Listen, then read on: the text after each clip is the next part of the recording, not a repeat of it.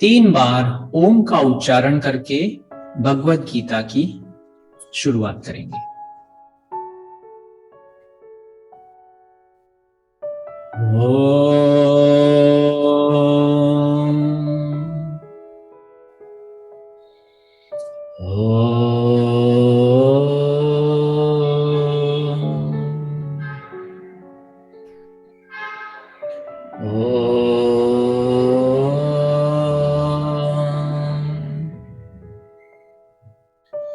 गुरुर्ब्रह्मा गुरुर्विष्णुः गुरुर्देवो महेश्वरः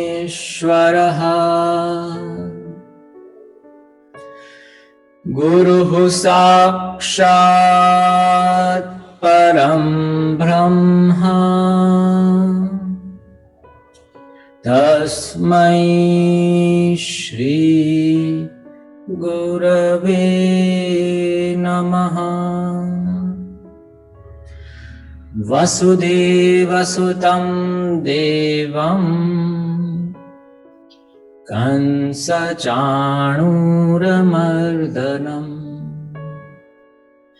देवकी परमानन्दम् कृष्णं वन्दे जगद्गुरुम् कृष्णं वन्दे जगद्गुरुम्।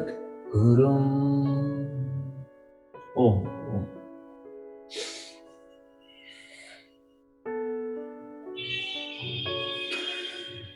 भगवान श्री कृष्ण को याद करके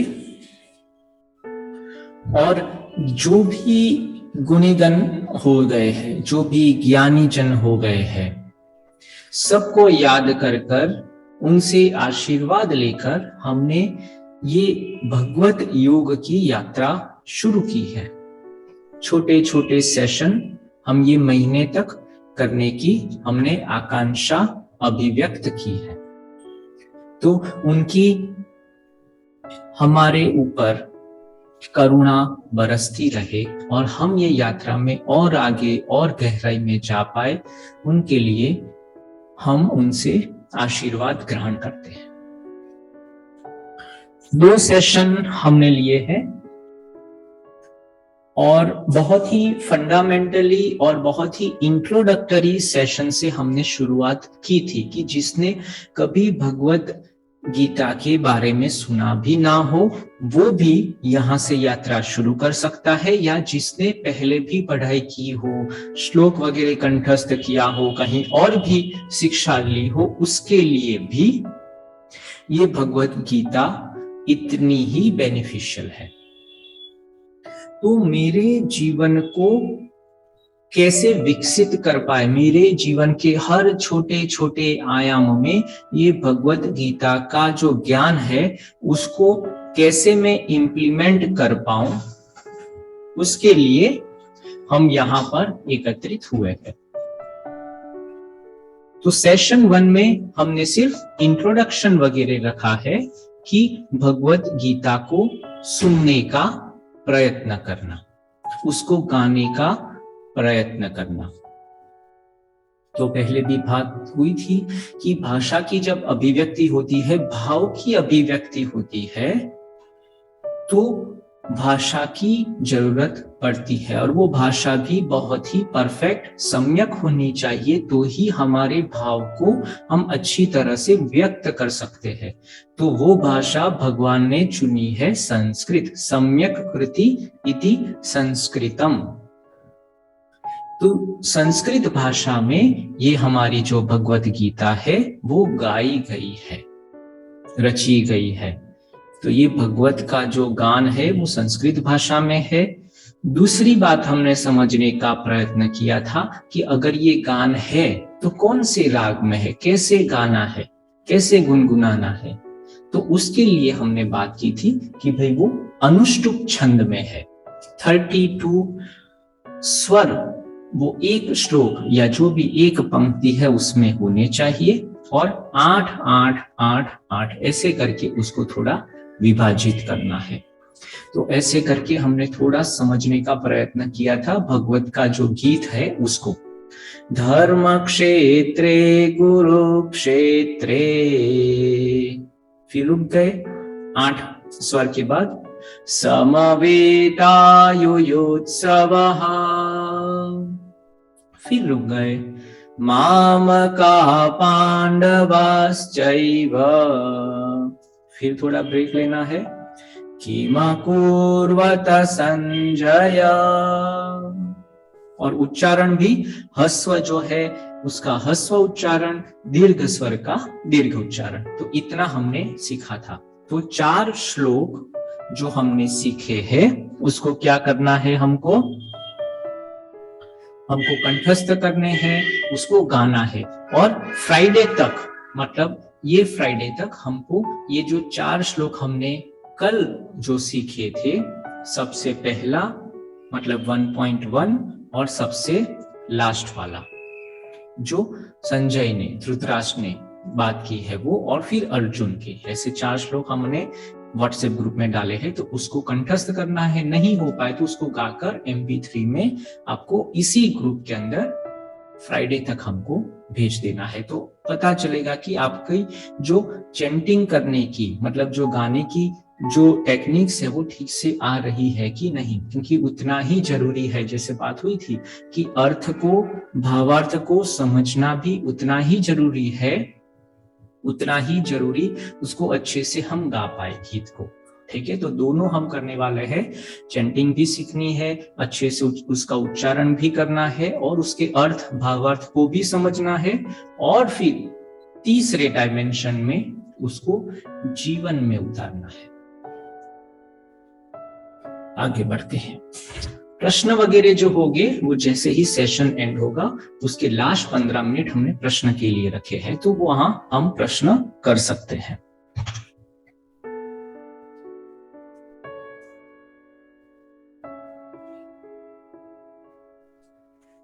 कल एक बात हो गई थी कि जो भगवत गीता है उसके अंदर 18 चैप्टर है। जैसे अष्टांग योग, उसके अंदर जैसे 8 अलग अलग चरण है, या 8 अलग अलग अंग है, 8 अलग अलग आयाम है, या 8 अलग अलग टेक्निक्स है योग को सिद्ध करने के लिए, समाधि को सिद्ध करने के लिए, चित्त की वृत्तियों का निरोध करने के लिए। वैसे ही भगवान ने यहाँ हमको 18 अलग अलग टेक्निक्स, अलग अलग योग सिखाए हैं। तो यहाँ हम जो भगवद गीता है उसको योग की परिदृष्टि से भी अभी देखने का प्रयत्न कर सकते, मतलब योग मतलब प्रैक्टिकल वे से मैं हर रोज उसको मैं कैसे कर पाऊं, वो टेक्निक्स हम इसमें निकालने का प्रयत्न करते हैं। तो सबसे पहले क्या हुआ कि मुझे पता चल गया कि यहाँ पर 18 अलग अलग योग की बात हो गई है। भगवान यहाँ 18 अलग अलग योग सिखाते हैं। ठीक है, फिर क्या है, तो कहते सबसे पहला योग कौन सा है, या मतलब योग में सबसे पहला चरण, पहला स्टेप्स कौन सा है जहां से ये भगवत योग की शुरुआत होती है। तो कहते हैं विषाद योग। विषाद से शुरुआत होती है, दुख से शुरुआत होती है। वो पूरी बात कल हमने की थी कि कैसे दुख हमको घेर लेता है, कैसी अंधेरी खाई के अंदर हम अपने आप को अकेले महसूस करते हैं। और वो बात अच्छी है क्योंकि वो पहला चरण है, हमसे विषाद के साथ हमारा योग हो गया है, तो हमारी यात्रा की शुरुआत हो गई है, वो समझ लेना है। तो वो बोलते कि मेरे जीवन में कोई दुख ही नहीं है, कोई कठिनाई ही नहीं है, तो फिर भगवत गीत में या भगवत योग में आपका प्रवेश ही नहीं है। आध्यात्मिक दुख, इतनी सारी सुख सुविधाएं है, फिर भी अंदर से कहीं कुछ आपको अगर खटक नहीं रहा है, तो फिर आप भगवत योग के क्षेत्र में प्रवेश नहीं कर सकते। तो वो बात बताने के लिए भगवान ने सबसे पहले विषाद योग, दुख की बात की कि दुख अच्छा है। और जितनी अच्छी अच्छी आध्यात्मिक पुरुष हुए हैं, आध्यात्मिक गुणीजन हुए हैं, स्त्री पुरुष, सब लोगों ने ये महसूस किया ही है, विषाद, विषाद के साथ उनका योग हुआ ही है। और वो लोग जो भी रास्ते से चले हैं, उनका अंतिम चरण सबका सेम है। जैसे सबकी यात्रा यहीं से ही शुरुआत होती है, फर्स्ट स्टेप से। ये पहला चरण है। सब लोग जितने भी आत्म साक्षात्कारी पुरुष, स्त्री, जितने भी गुरु ज्ञानी जन गए हैं भगवत योग के क्षेत्र में, कंपलसरी यहीं से ही शुरुआत हुई है। और अंतिम उनका जो लक्ष्य है, जो मोक्ष कहते हैं, आत्म साक्षात्कार कहते हैं, भगवान की प्राप्ति कहते हैं, वो सब 18 चैप्टर, मोक्ष योग, आत्म साक्षात्कार योग, वो 18वां योग है। तो ये दो योग को हमको सबसे पहले समझना है। ये हमारा क्या हो गया? साध्य हो गया। हम कहां पहुंचना चाहते हैं, मेरा लक्ष्य क्या है, मेरा अल्टीमेट गोल क्या है, मैं अपने जीवन में क्या चाहता हूं, क्या चाहती हूं, वो मुझे बहुत ही क्लियर होना चाहिए। और मैं कहां पर हूं, सबसे पहला स्टेप्स यहां पर कौन है? मैं है। मतलब ये किसकी भगवत गीता है? तो मेरी भगवत गीता है। ये जो पूरा आर्किटेक्चर भगवान ने बताया है, वो हमें अपने जीवन के लिए बनाना है, दूसरों के जीवन का मूल्यांकन नहीं करना है भगवत योग से। तो मैं कहां पर हूं? यहां पर मेरा विषाद योग कौन सा है, मुझे कौन कौन सी दुख की अनुभूति हो रही है, या मैं कौन कौन सी जगह पर अभी मैं खड़ा हूं या खड़ी हूं, वो मुझे बहुत ही क्लियर होना चाहिए। मेरा विषाद योग क्या है, मेरा आध्यात्मिक दुख क्या है। 3 प्रकार की शांति करते हैं हम, तो अधिदैविक, अधिभौतिक और फिर आध्यात्मिक। तो वो आध्यात्मिक दुख की यहाँ भगवान बात करते हैं, और वो मुझे बहुत ही अच्छी तरह से इन रिटर्न मुझे क्लियर होना चाहिए कि ये मेरे दुख है, और उसको मुझे कैसे दूर करना है, तो वो मेरा अंतिम लक्ष्य क्या है।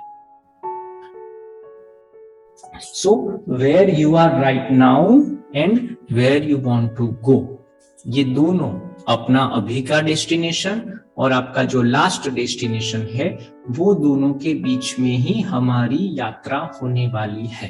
तो पहले तो सबसे पहले आपका करंट लोकेशन पता होना चाहिए, और फिर लास्ट डेस्टिनेशन वो बहुत ही क्लियर होना चाहिए, मुझे कहाँ जाना है। आपको यहाँ से हिमालय जाना है, दिल्ली जाना है, मुंबई जाना है, तो वहां की प्रकृति क्या है, वहां का आबो हवा क्या है, क्या क्या चीजें वहां पर मुझे मिलने वाली है, वो मुझे बहुत ही क्लियर होना चाहिए। और अभी मैं जहां पर हूं उसका भी इतना ही अच्छे से मूल्यांकन होना चाहिए। फिर हम कैसे जाएंगे, हाउ,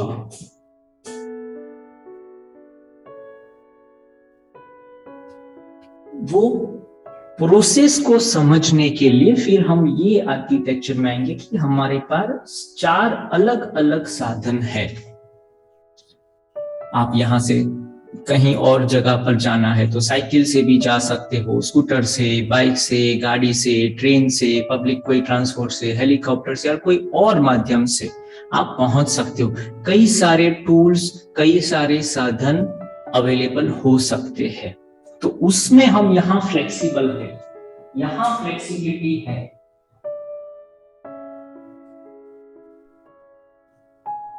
यहां आपको ऑप्शंस दिए जाते हैं कि भाई ये मेरा ऑप्शन 1 है, ऑप्शन 2 है, ऑप्शन 3 है और ऑप्शन 4। 4 प्रकार के ऑप्शन यहां भगवान आपको देते हैं कि आप इनमें से कोई भी एक ऑप्शन, आपको जो अभिमत हो वो आप चूज करो। ये अभी जो स्टैंडर्ड ऑप्शंस है कि भाई बस है, बस से आप चले जाओ, ट्रेन से जाओ, बाई एयर जाना है तो एयर जाओ, या फिर आप खुद का जो प्राइवेट व्हीकल है उससे जाओ। चारों चार चीजें आपको यहाँ पर तो लेकर जाने ही वाली है, पर कहाँ जाना है वो हमको पता होना। मुझे फाइनेंशियल फ्रीडम चाहिए, मुझे फिजिकल फ्रीडम चाहिए, मुझे मेंटल फ्रीडम चाहिए, फैमिली की सेफ्टी चाहिए, खुद का आनंद चाहिए। क्या आप चाहते हो आध्यात्मिक परिप्रेक्ष्य में? मेरी मोक्ष की डेफिनेशन क्या है, डेस्टिनेशन वो बहुत ही क्लियर हो, तो हम पहुंचे, तो हमको पता तो चले कि हम पहुंच गए हैं। तो छोटे छोटे हम गोल्स रखने वाले हैं, और छोटी छोटी जो हमारी दुविधाएं है, इशाद है, उसको ये साधन से दूर करने का प्रयत्न करने वाले हैं अकॉर्डिंग टू भगवत गीता। यहां तक क्लियर हो रहा है कि कैसे प्रैक्टिकल अप्रोच से हम ये यात्रा में आगे बढ़ने वाले हैं। ओके, तो ये हमने असाइनमेंट भी दिया था कि आप थोड़ा मेहनत करो, साथ साथ में फ्राइडे तक आपका विषाद योग क्या है और आपका मोक्ष की डेफिनेशन आपके लिए क्या है। यहां तक बात हुई थी। अभी बात करते हैं साधन के बारे में। तो उसको समझने से पहले शास्त्रीय भाषा में ये तीन चीजें, मतलब ये जो साधक है वो ये आपका हो गया साधना, और अंतिम जो चरण है उसको कहते हैं साध्य। तो ये तीन त्रिपुटी से ही हमारा जीवन बना है। कहीं भी जाओ ये तीन चीज होती ही होती है। जैसे मैं खाना खाता हूं तो तीन चीज होती है। कौन है? एक तो खाना मतलब भोजन, फिर भोजन से मैं खाना खाता हूं, तो जो खाना है भी रोटी है, दाल है, सब्जी है, उसको कहते हैं भोज्य, जो भोजन करने योग्य है या जिसका भोजन करने वाला है। फिर भोक्ता, जो भोजन को खाने वाला है। तो भोक्ता और भोज्य, और भोक्ता भोज्य तक कैसे जाता है, कौन सी प्रोसेस से उसको लेता है, ग्रहण करता है, उसको कहते हैं भोजन। तो भोक्ता, भोजन और भोज्य, तो ऐसे करके हमको अभी ये समझना है पूरे जीवन में त्रिपुटी के परिप्रेक्ष्य में तीन चीज हमको समझ में आ जाए तो धीरे धीरे ये यात्रा में हम अच्छे से आगे बढ़ सकते हैं। तो यहाँ पर जैसे साधना की बात हो रही है, कोई स्पिरिचुअल प्रैक्टिस की बात अगर कर रहे हैं, तो हम पूछेंगे कि भाई आपका साध्य क्या है। जो बोलते हैं कि मैं स्पिरिचुअल प्रैक्टिस करता हूं या करती हूं, भाई कौन सी स्पिरिचुअल प्रैक्टिस, कौन सी साधना? तो कहते हैं कि भाई मैं हठ योग प्रैक्टिस करता हूं या आसन की प्रैक्टिस करता हूं। तो भाई आसन का करने का आपका प्रयोजन क्या है, पर्पस क्या है?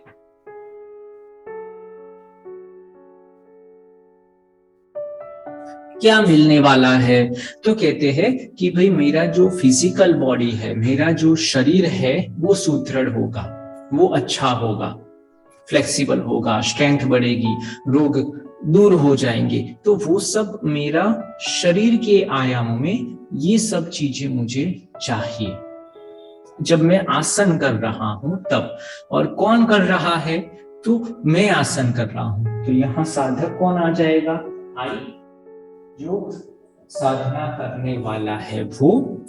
मेरा साध्य मतलब पर्पस या मेरा जो बेनिफिट्स है, कौन कौन से बेनिफिट्स है, तो वो मेरा आ जाएगा यहाँ बेनिफिट्स। और यहां जो साधना करने वाला हूं उसमें आ जाता है आसन। अभी कौन कौन से आसन है वो बात की बात है, पर आप कुछ आसन करने वाले हैं। चक्रासन करेंगे, ताड़ासन करेंगे, सूर्य नमस्कार, जो कोई भी, वो सब आपकी हो जाएगी साधना। तो ये साधना से साधक साध्य तक पहुंच जाता है। और उसका क्या प्रूफ है, कैसे पहुंच जाएगा, क्या प्रमाण है? तो कहते हैं प्रमाण विपर्यय विकल्प निद्रा स्मृतयः, 5 प्रकार की वृत्ति है, प्रत्यक्ष, अनुमान और आगम। तो तीनों के तीनों प्रमाण हमारे पास मौजूद है। कौन कौन से? प्रत्यक्ष मतलब आप आसन करते हो, आपका शरीर अच्छा हो जाता है। अनुमान भी करते हो कि भाई अगर इसने किया है, मतलब ये भाई ने आसन किया है और उसके रोग चले गए, तो वही आसन मैं करूं तो मेरे भी योग चले जाएंगे, मेरे भी रोग चले जाएंगे। तो ऐसे अनुमान भी कर सकते हैं। या आगम प्रमाण, शास्त्रों में लिखा है, हठ योग प्रदीपिका में लिखा है कि भाई आसन करने के ये फायदे हैं। तो मैं तीनों को मानता हूं। ऐसे ही यहां भी हमारे पास तीनों प्रमाण है, प्रत्यक्ष, अनुमान और आगम। अनुमान प्रमाण क्या है कि यहां पर साधक कौन था? तो कहते हैं यहां पर अर्जुन था साधक। तो अर्जुन 18 जो पूरे जो योग है, विषाद योग से आत्म साक्षात्कार तक की यात्रा करता है, अपने गाइड के साथ, फ्रेंड फिलोसोफर के साथ धीरे धीरे साधना करता है ये सारी। और उनका जो संशय है वो 18वें अध्याय में वो खुद कहते हैं कि हाँ अभी मेरे सब संशय चले गए, मेरी जो बुद्धि थी, मेरा जो डर था, मेरा जो मोह था, वो सब रोग चले गए हैं और मैं फिर से स्वस्थ हो गया, मैं स्व में स्थिर हो गया। तो हमने अनुमान करे, अरे भाई जो अर्जुन अगर ये योग करता है, भगवत योग, और उसको जो चाहिए था वो मिल जाता है, तो अगर मैं भी वही योग करूं तो मुझे भी वही अनुभूति होगी। और तीसरा आगम प्रमाण, भगवान खुद कहते हैं भगवत गीता में कि ये योग करने से, भगवत योग करने से मेरे सारे, मतलब आपके सारे दुख दर्द जो भी दुविधाएं है वो दूर हो जाती है और आपको परम कल्याण की, मोक्ष की स्थिति मिलने वाली है, अगर ये प्रॉपर आप उसको अनुशासित होकर, प्रॉपर जो टेक्निक्स मैंने दिखाई है उसका पालन करेंगे डे टू डे लाइफ में, तो ये आपको मिलने वाला है। तो इसमें कोई डाउट्स नहीं है कि ये अप्लाइड करने से उसकी इफेक्ट मिलेगी कि नहीं। साइंटिफिक अप्रोच है, क्योंकि यही नहीं, अर्जुन ही नहीं, कितने सारे हजारों लाखों लोग ये भगवत योग करके परम धाम की उपलब्धि कर चुके हैं और अभी भी कर रहे हैं।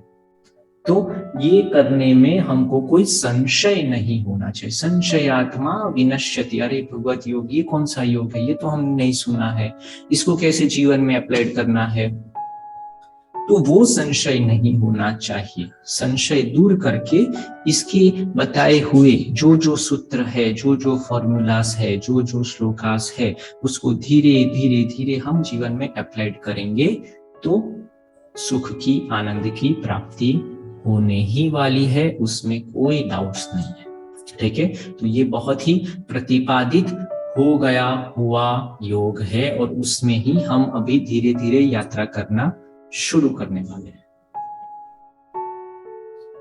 चलेंगे तो साधन की बात करते हैं। कितने प्रकार के साधन मुझे अल्टीमेट लक्ष्य की ओर लेकर जाते हैं। तो जैसे बात हुई कि भाई 18 अध्याय है, पहला तो मेरा इनिशियल पोजीशन और जो लास्ट वाला है वो तो मोक्ष है, जो बीच में रह गए 16, तो उसको फिर वहां 4 श्लोक में भगवान डिवाइड करते हैं समझाने के लिए। यहाँ पर 4 हो गए, यहाँ पर 4 हो गए, यहाँ पर 4 हो गए।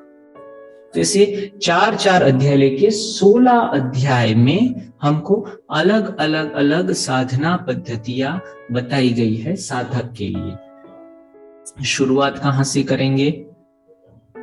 तो ऑब्वियसली हम कहां से, हम जहां पर है वो लेवल से हम कर्म करते हैं, कर्म योगी है, कर्म करके ही हम आगे अपना जीवन निर्वाह करते थे। तो अच्छा वो होता है कि हम वहीं से शुरू करें। तो सबसे पहला कहते हैं कर्म, कर्म करना है आपको। सब में योग तो है, तो कौन सा है? तो कर्म योग है। तो कर्म योग की यात्रा करनी है।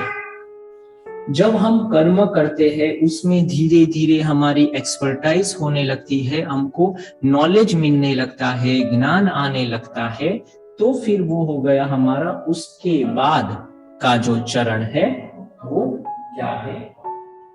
ज्ञान योग। तो कर्म योग हम धीरे धीरे धीरे यहाँ से शुरुआत करते हैं, तीसरे अध्याय से, फिर वहां से ज्ञान योग में हमारी शुरुआत होती है। वहां से हम दूसरे अध्याय से ज्ञान को समझने का प्रयत्न करते हैं, और फिर ज्ञान से धीरे धीरे धीरे तीसरे चरण में हम चले जाते हैं, और वो है ध्यान योग। ध्यान करना सीखते हैं, आंखें बंद कर देते हैं और अंतर की गहराइयों में उतरने का प्रयत्न करते हैं। तो फिर वो 6वें अध्याय से धीरे धीरे धीरे हम ध्यान की यात्रा शुरू करते हैं। और जब ध्यान से हम एकाग्रचित्त हो जाते हैं, चित्त की वृत्तियां कम होने लगती है, निर्मूल होने लगती है, तो हमारी जो हृदय है, रितम भरा प्रज्ञा है, वो जागृत होने लगती है। हमारा जो इमोशनल स्टेट है, आनंदमय कोश है, वो विकसित हो जाता है और आनंद से भर जाते हैं, मन और बुद्धि के पर चले जाते हैं। तो वो आ जाता है भक्ति योग, प्रेम, निस्वार्थ प्रेम, जो डिवाइन लव है, जो हमने बात की थी, जो डिवाइन लव से भगवान ने अर्जुन को हेल्प की थी, वही प्रेम हमारे हृदय में जागृत हो जाता है। तो वो साधना पद्धति हमारे लिए अवेलेबल हो जाती है, और वो होती है 12वां, 15वां, 16वां और 17।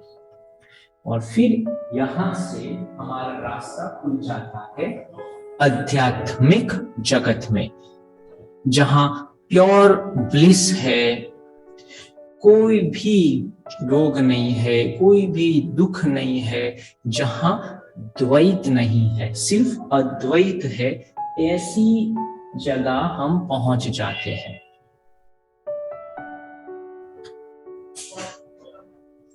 तो ये हमारा आर्किटेक्चर हो गया भगवत गीता के बारे में। सबसे पहले आता है कर्म योग, उसके अंदर 3, 4, 5 और 14। फिर ज्ञान योग के 4 चैप्टर हो जाएंगे, 2, 7, 9 एंड 11। उसके बाद ध्यान योग के क्षेत्र में प्रवेश करेंगे। उसके अध्याय या चैप्टर है 6, 8, 10 एंड 13। उसके बाद भक्ति में हम प्रवेश करेंगे, भक्ति योग में, प्रेम योग में 12, 15, 16 और 17।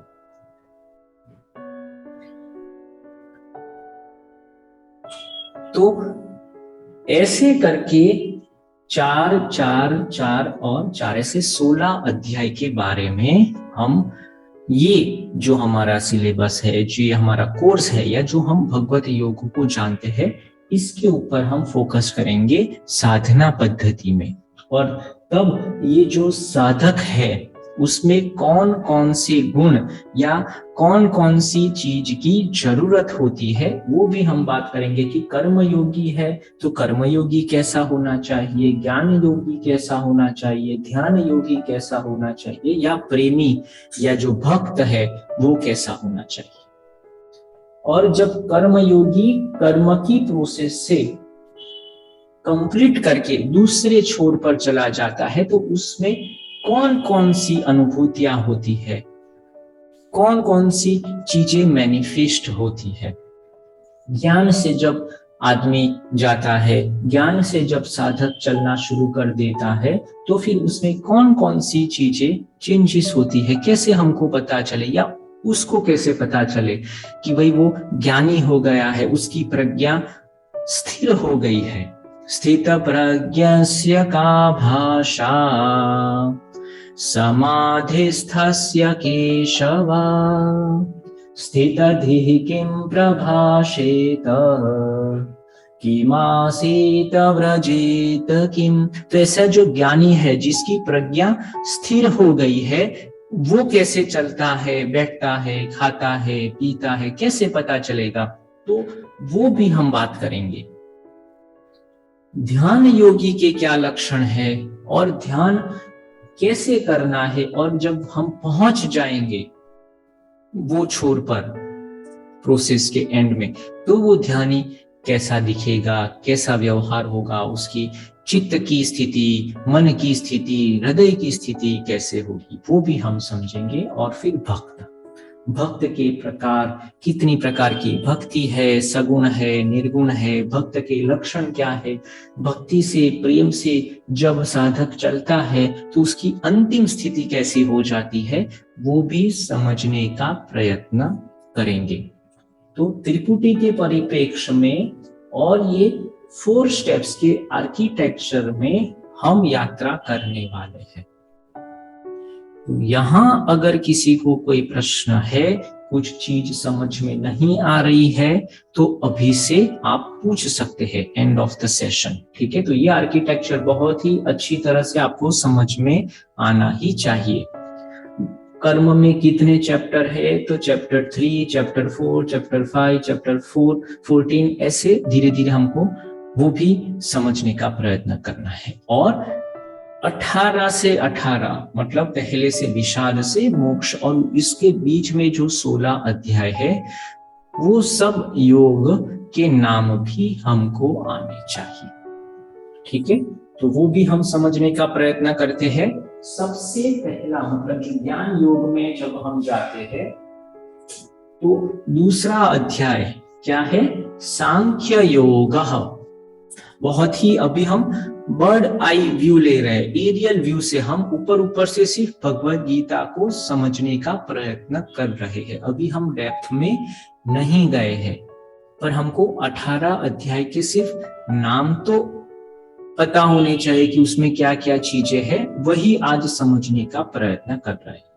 ठीक है, तो सांख्य योग अगर हमको पता चले तो कहते हैं कि भाई हाँ, दूसरा अध्याय है, उसका नाम सांख्य योग है, और उसमें सृष्टि, प्रकृति की उत्पत्ति कैसे हुई है, सांख्य योग के जो ज्ञान योग का जो दर्शन है, वो सब इसमें समझाया गया है।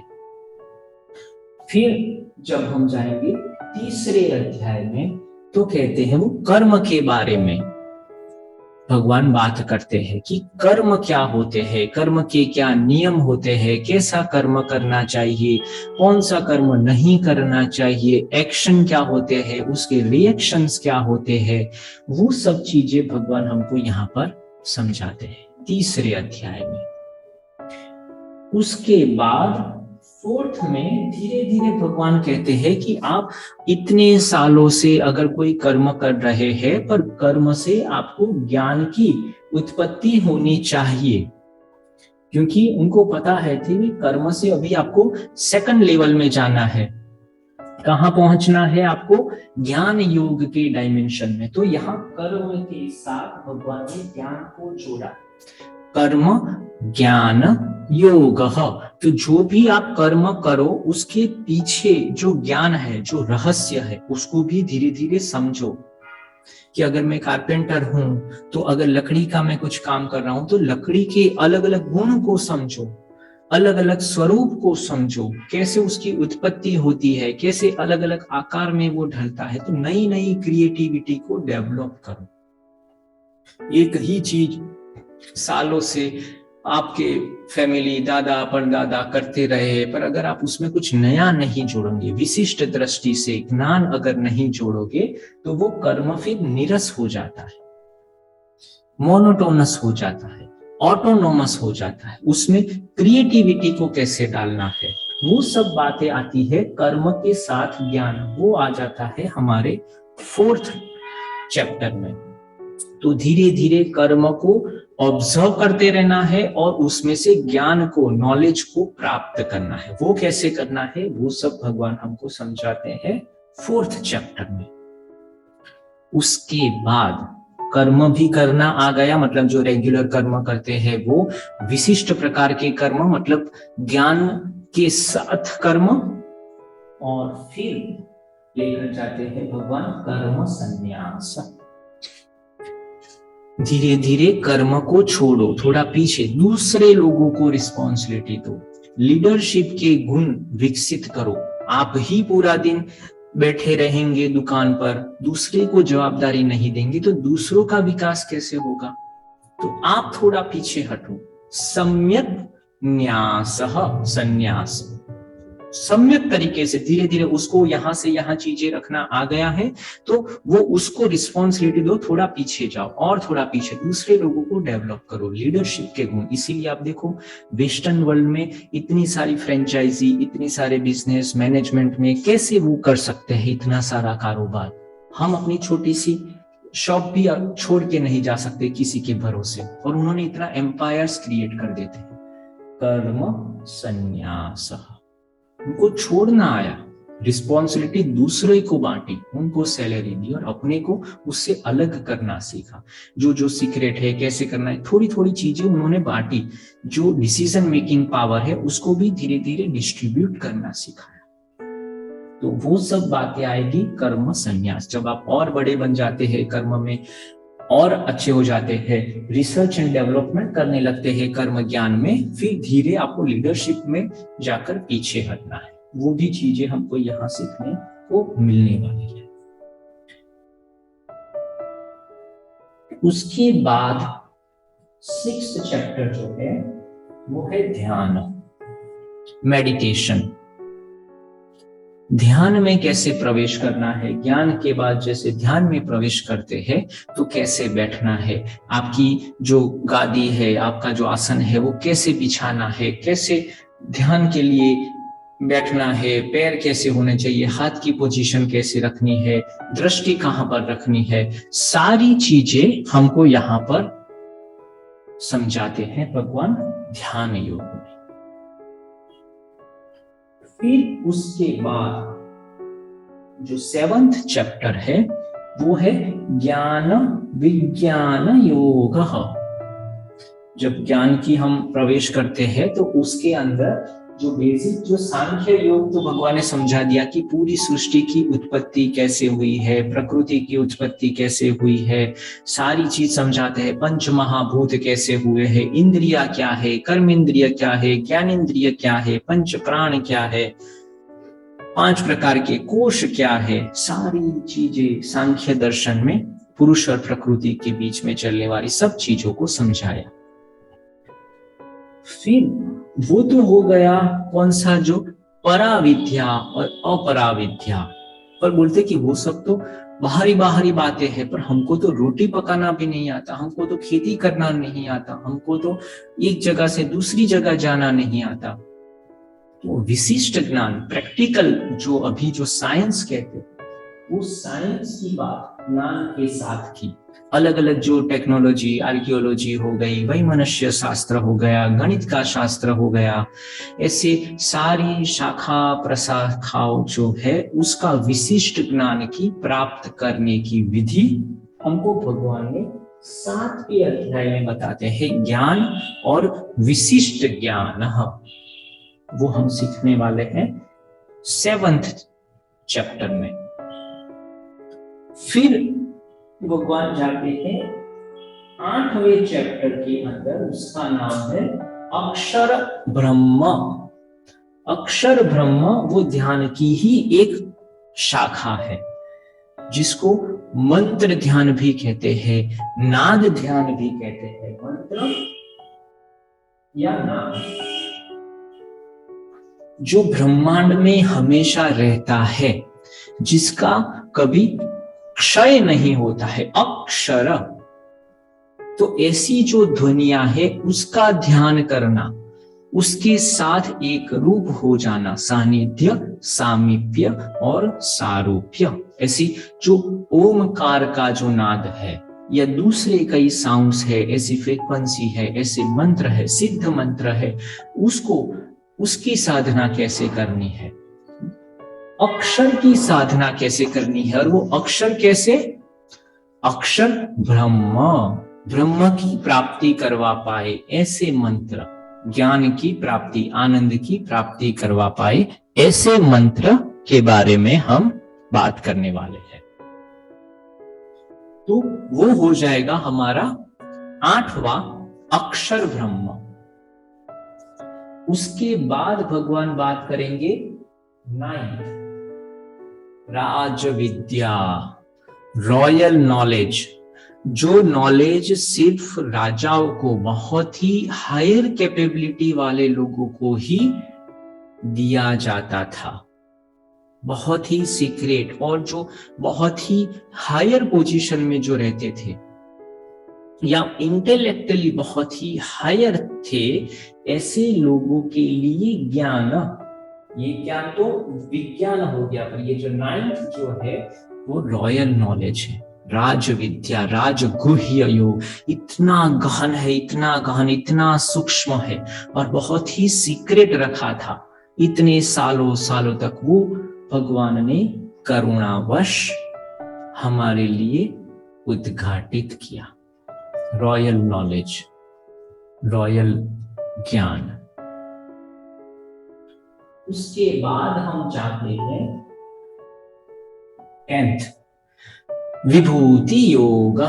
जैसे अष्टांग योग में महर्षि पतंजलि कहते हैं ना, उनका विभूति योग, विशिष्ट अनुभूतियां, जो योग करते करते जो विशिष्ट अनुभूतियां हमको मिलती है, वो कौन कौन सी अनुभूतियां होगी, कौन कौन से एक्सपीरियंस आपको मिलने वाले हैं, वो सारी चीजें ध्यान योग के क्षेत्र में 10वां अध्याय नाद योग हो गया। उसके बाद आपको ये विशिष्ट अनुभूतियां होने ही वाली है जब आप ये रास्ते में चलते हैं, और जैसे पालन करना बताया है भगवान ने, ऐसे ही अगर आप पालन करते हो तो कहीं ना कहीं कोई एक अनुभूति आपको होनी ही वाली है। तो उससे डरना भी नहीं है, उससे बहुत प्रभावित भी नहीं होना है, सम्यक रहना है, स्थिरता रखनी है, पर उसको समझना है।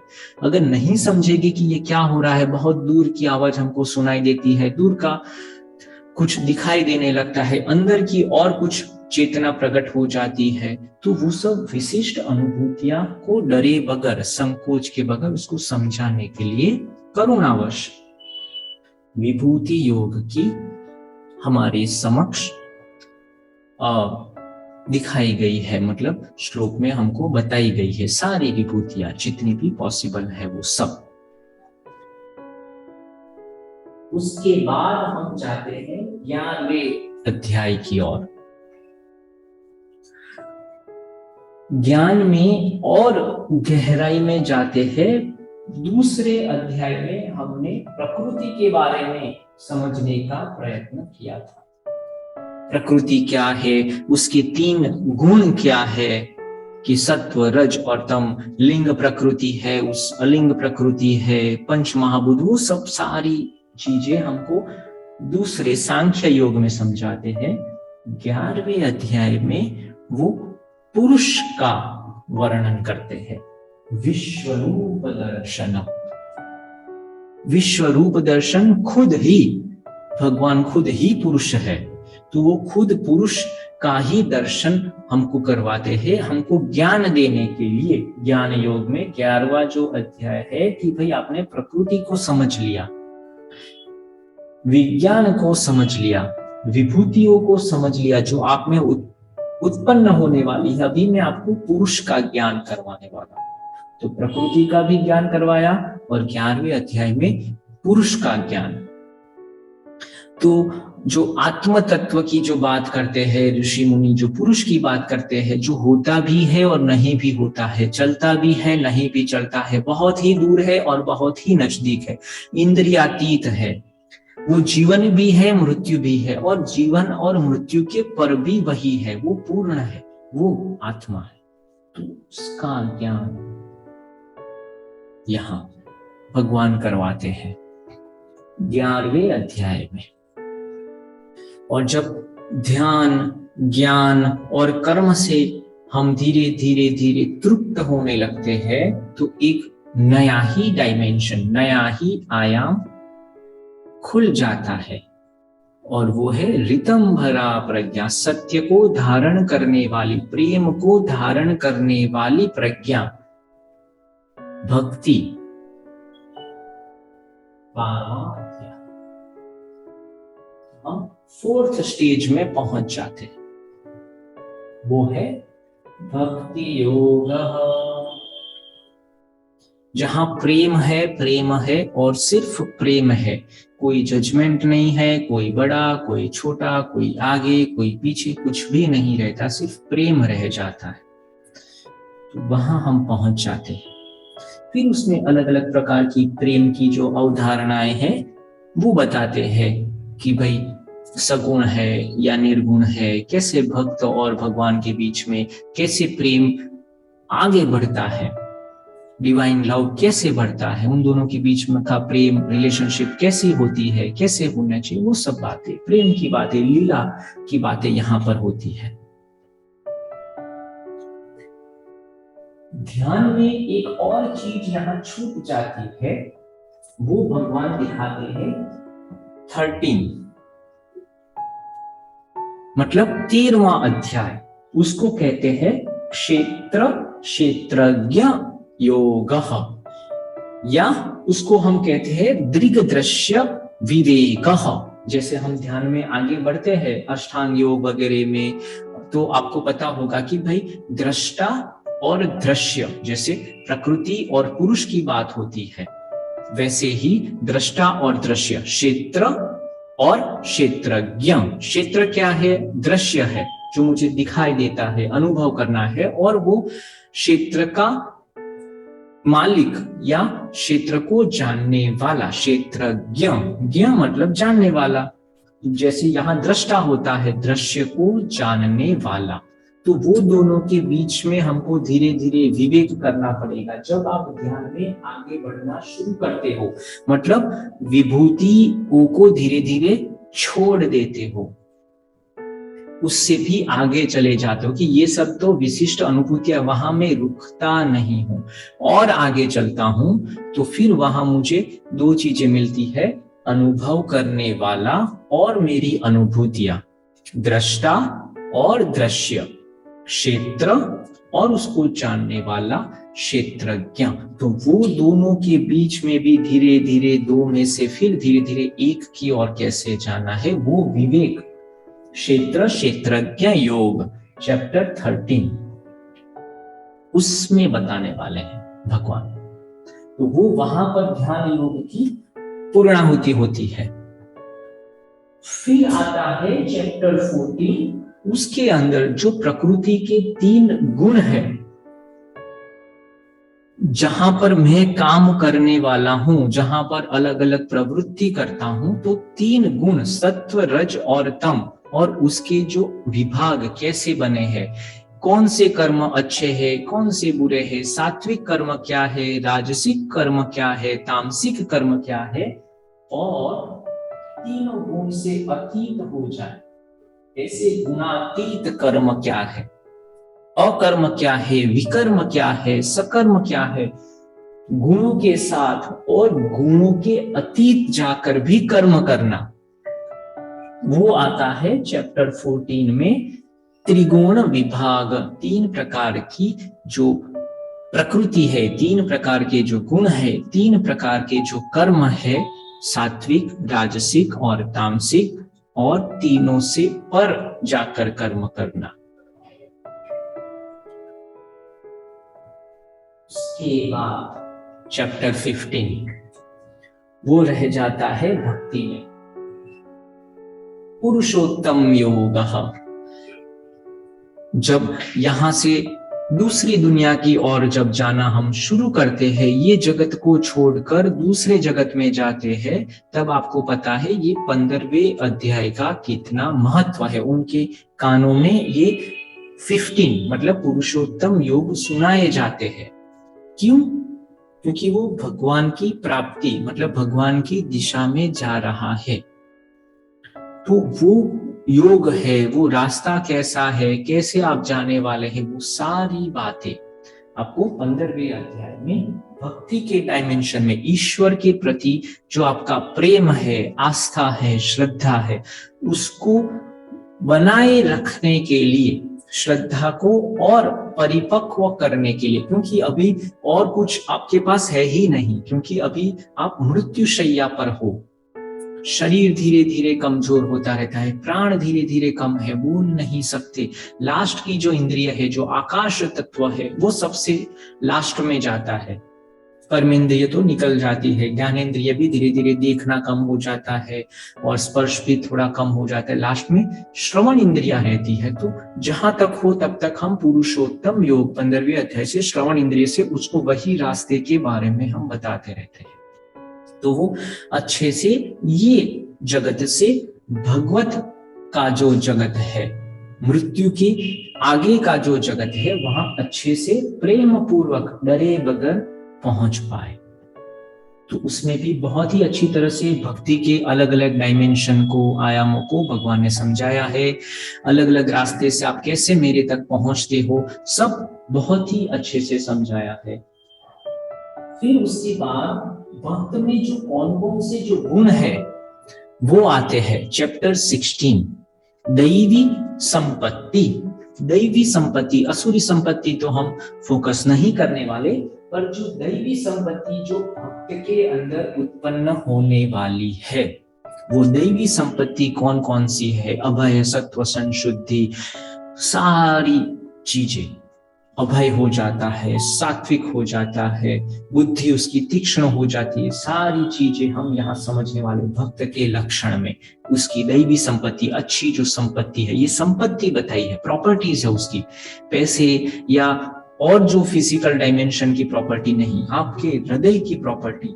कितना आदमी, जैसे आपने देखा कि भाई मीरा देखा तो वो अभय होगी, अभी उसको किसी का डर नहीं रहा है, अपनी मस्ती में झूमने लगी, नाचने लगी, वो चीजें धीरे धीरे भक्त में आती ही है। तो कौन कौन से गुण आते हैं वो समझाते हैं भगवान 16वें अध्याय में, और फिर 17वें अध्याय में श्रद्धा, जो परिपक्व श्रद्धा है, सात्विक, राजसिक, तामसिक से भी पर, क्योंकि ये भक्ति जो है उसका पूरा क्षेत्र क्या है, उसका मूल आधार क्या है, श्रद्धा के ऊपर बनाया गया है। तो श्रद्धा जब परिपक्व हो जाती है और तीनों, यहाँ जैसे तीनों गुण से जब अतीत हो जाते हैं कर्मयोगी, वहां ये तीनों श्रद्धा से भी अतीत हो जाते हैं।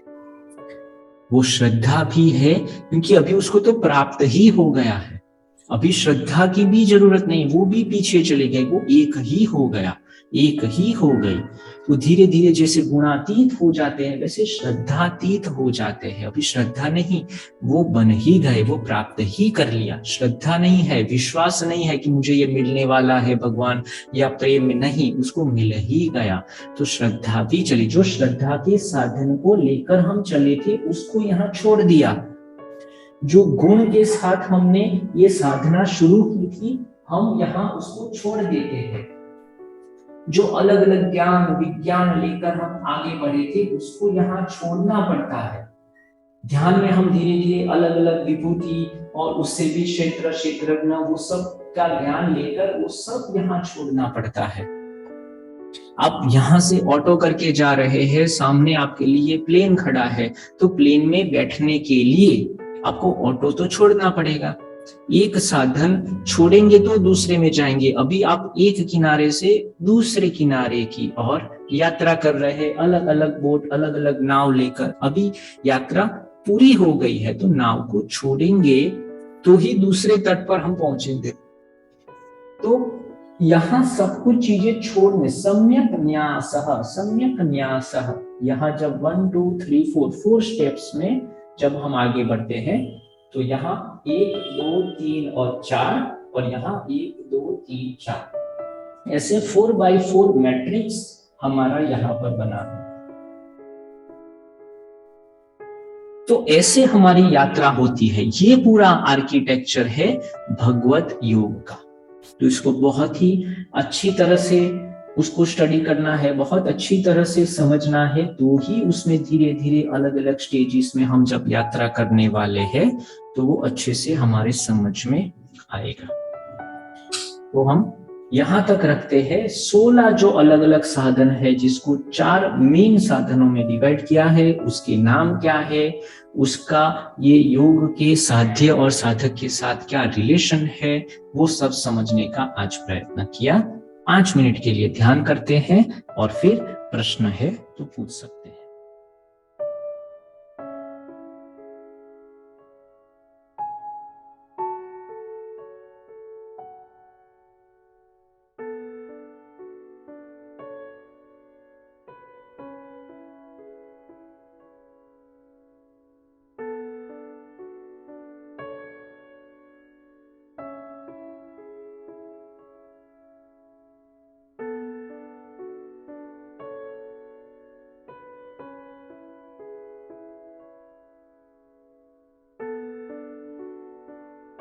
आंखें बंद करेंगे। ध्यान के लिए अपनी जगह पर बैठ जाएंगे। पूरा शरीर शांत, पूरा शरीर शांत, आंखें बंद करेंगे, आंखें बंद करेंगे। मेरा पूरा शरीर सिर से पैरों तक, पैरों से सिर तक शांत हो रहा है, शिथिल हो रहा है। पूरा शरीर अंदर और बाहर शांत हो गया, शिथिल हो गया। पूरा शरीर, पूरा शरीर।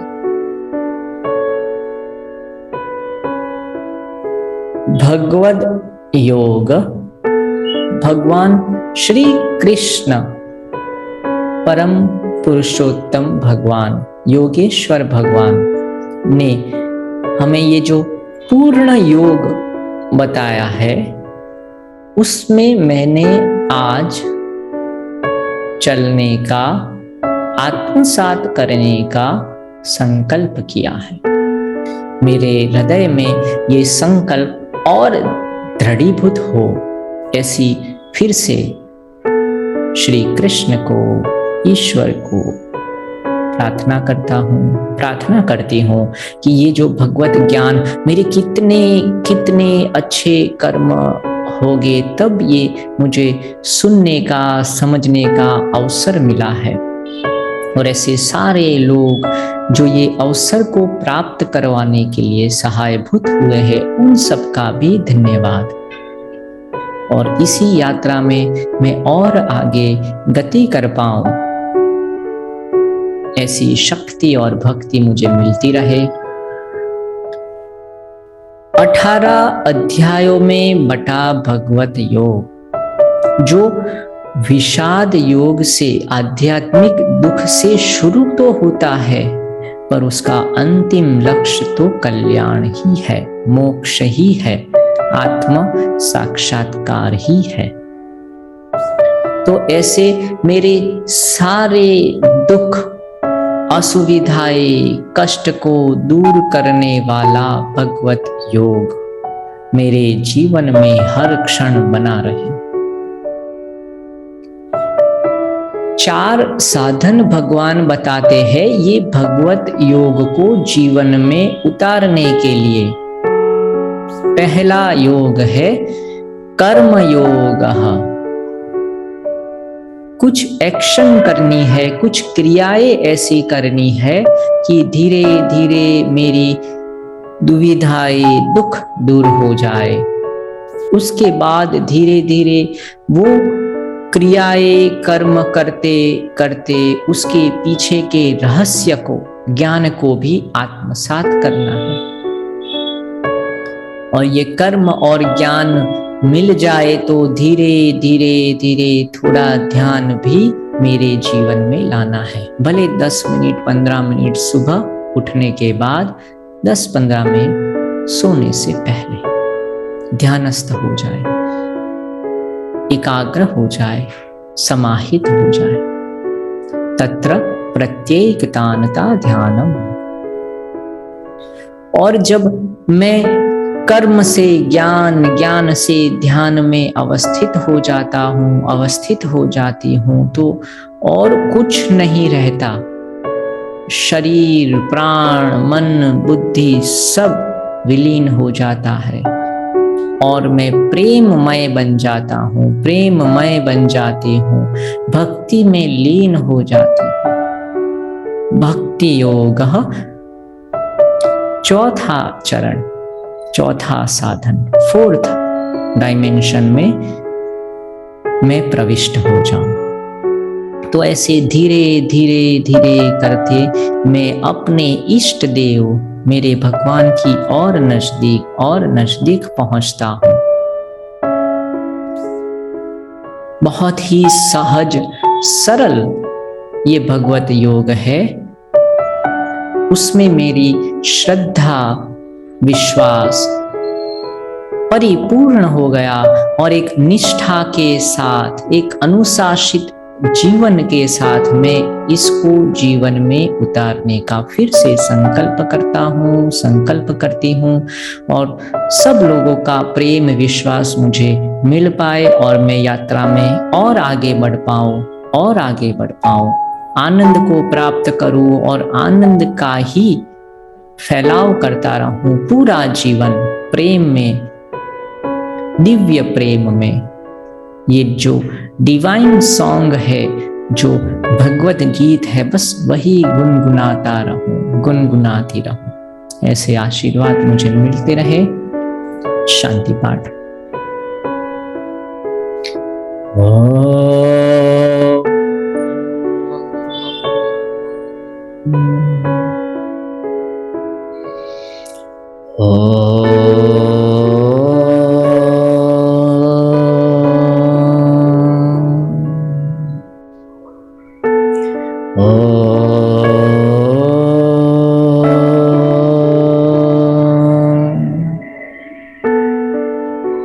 ओम असतो मा सद्गमय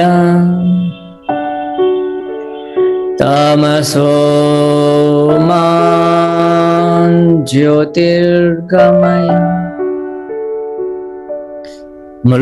मृत्योर्मा अमृतं गमय। ओम सहना भवतु सहनौ भुनक्तु सह वीर्यं करवावहै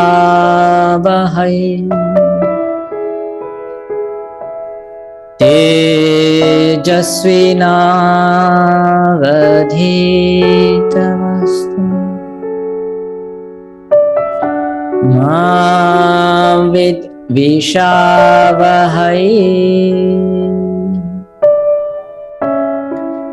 ओम शांति शांति शांति।